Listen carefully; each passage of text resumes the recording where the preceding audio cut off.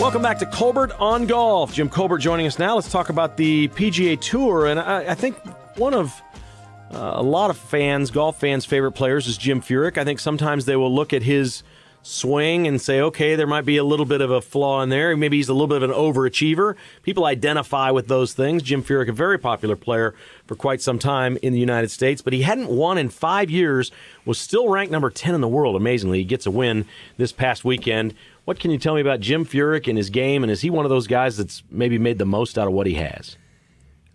Well, I'd say yes, he has. And you know, the swing is actually very, very repetitive.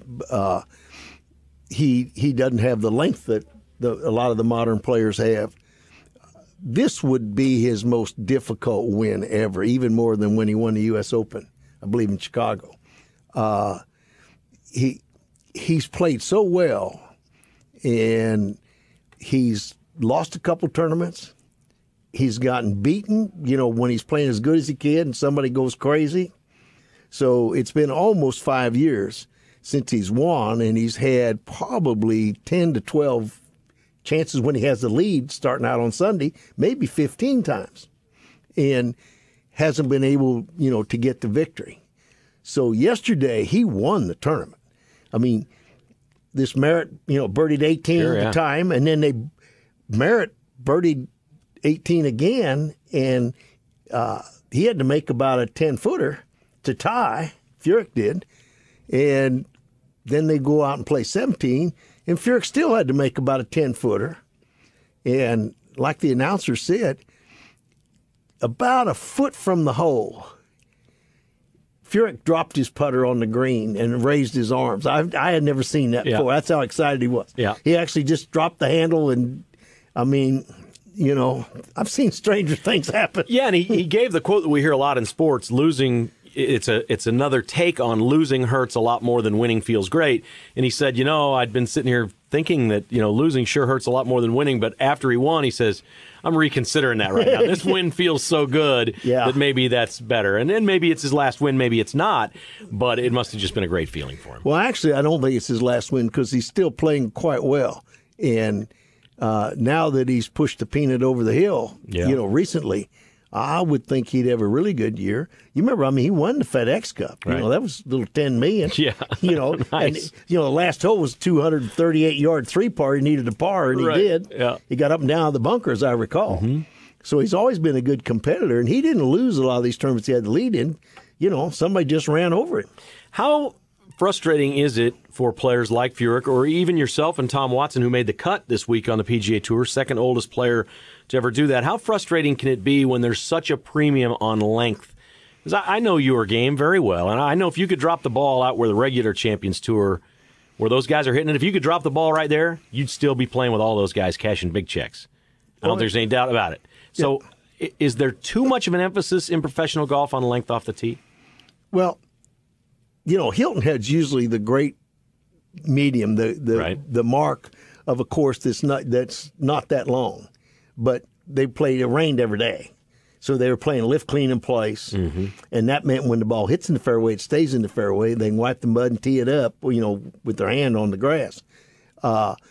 So they shot pretty low there. But the Hilton Head is a great test. You go, you know, Jacksonville, the TPC in Jacksonville, that's not overpowering long. Right. But they haven't even had a repeat winner there, have they? I don't think so. That's a great tournament, though. I mean, it demands all the shots. There are some courses where, you know, the lesser hitters, you know, aren't supposed to have a chance, but there's a guy named Jordan Spieth that just won Augusta when it was actually playing quite long because it was soft. Mm-hmm. And Spieth played this past weekend as well, finished just outside the top 10. But I thought it was pretty nice that he honored the tournament commitment and went and played after winning the Masters. And then he showed up at the Country Music Awards on Sunday night and was out on stage in front of 70,000 people wearing his Masters jacket. That's good for golf. This kid's good for golf. And crossing over and doing things like the Country Music Awards and whatnot, something tells me Jordan Spieth's about to be a big star, not just to golf fans, but to everyone. I agree. I mean, he looked totally comfortable out there, you know, in that Texas stadium, AT&T Stadium. I mean, he had that big smile on his face, and, you know, I was thinking to myself, boy, I hope he can pronounce the names, Right. the winner's name, without stumbling. Right. Man, he did it. He did it great. Now I've seen a couple pictures of him. He was messing with some of the stars and everything. I think what I like about him is I think I'd be the same way if I ever won the Masters. I'd wear that jacket all the time. I've seen it. So it's like all he wears now is his Masters, which you should. I mean, for a while, No, yeah. I think one year I read Phil Mickelson had his on when he drove through a Krispy Kreme the day after the Masters. He was like Monday morning, he went to go get donuts, and he's driving through, and there was pictures on Twitter or something of him. He had his jacket on in the car. I think you'd probably wear that thing for a while. Hey, I was with him last year, Phil, as the defending champ at the British Open, and we were only like 3 or 4 weeks from the British Open. And, well, it might have been a little longer than that. But, oh, man, I mean, he had the jug with him. He had it in his case. He's got it locked, unlocked it. Everybody was getting their picture taken with him. We were out at the Madison Club in Palm Desert. And he finally, Colbert, don't you want your picture too? And so, well, sure. So I got my picture taken. That's as close as I got to the jug. That's awesome. But, and I think Jordan Spieth is the next in line on those things. How great of a year can he have now? I mean, as you look forward, he's going to be one of the favorites, obviously, at the U.S. Open. The sky the limit. Once, you talk pushing the peanut over the hill. Once you've won the Masters, isn't it easier now for Spieth to go win some other majors? It is, but he's going to be a star that transcends golf. Okay. And, I mean, as grounded as he is. That'll complicate things. It will complicate things. It'll eat up his time. And if there's anybody who looks qualified to handle it, it's him. But it's a big test. Yeah. Olin Brown won on the Champions Tour last week in a rain-shortened event in Georgia. They didn't play at all on Sunday, right? The whole thing was a washout? Right. Hey, a win's a win, right? Oh, absolutely, absolutely. I won, the richest tournament on the circuit one year.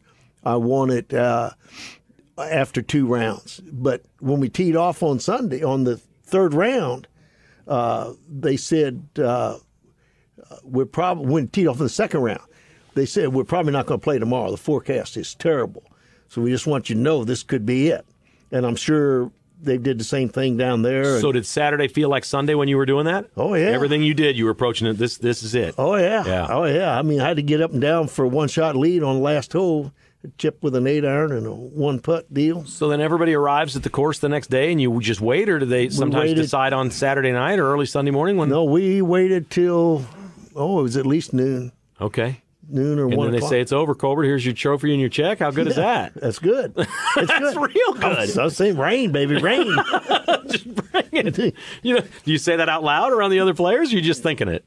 Well, no, first of all, they know what I'm thinking. So, Right. That's not a secret. How did you pass time? You play cards or something, or? Well, we just hung out in the thing. You're not allowed to play cards on site. Okay. With you might get in a member's pocket or something. I see. Okay. No card playing. All right. And plus, you have to wear long pants, too.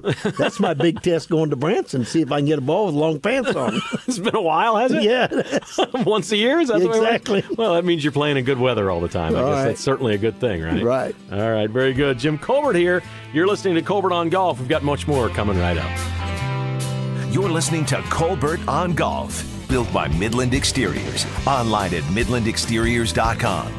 Midland Exteriors. We've thought of everything.